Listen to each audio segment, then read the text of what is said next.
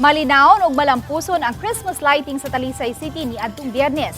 32 ka mga gagmayng magpapatigayon nagsugod na usab sa pagpaninda sa night market sa City Hall grounds. Ang report ni Femari Dumabo.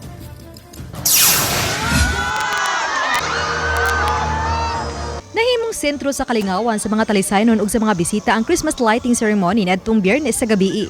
Gisugdan kini sa parade sa mga hamtong mga bata nga naka-costume ug mga princess, prince ug uban pang characters sa Talisay City Hall grounds. Napuno kini sa kamabulukon nga susama sa usa ka wonderland tungod sa kadaghang klase sa Christmas lights ang Talisay City Hall grounds.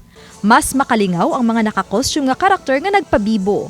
Usa sa naghatag og kinabuhi natong Biyernes sa gabii, ang gipasigarbo nga International Magical Park inspire ang mga karakter nga gipangga sa kabataan ug sa mga hamtong. Ang amura mang gyud is dako kay kalipay sa mga bata nako na nadana ko sa Disneyland.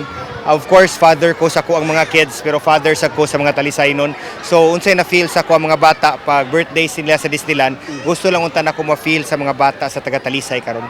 So nalipay lang ko na taga-kita nila character, malipay sila, nagsagit sila, and that dili na mabayran. Dugang sa mayor nga ang Christmas lighting dili usa ka ordinaryong okasyon.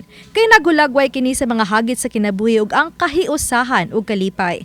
Mamahimong mabatyagan diha sa yano apan makahulugan ng butang diha sa kahayag sa Pasko. Gitapos sa fireworks display ang Christmas lighting. Samtang anay 32 ka mga gagmayng patigayon ang nakapahimos nga nisalmo sa night market nga mulungtad pa hangtod karon Disyembre 31. Matod sa Talisay City Police, nga malinawon og hapsay sa kinatibuk-an bisan pa man sa kapin 3,000 ka mga tawo nga misaksi sa kalingawan diha sa Talisay City Hall grounds. Uban ni Godfrey Relieno Rod Prado, Femari Dumabok. Balitang Bisdak.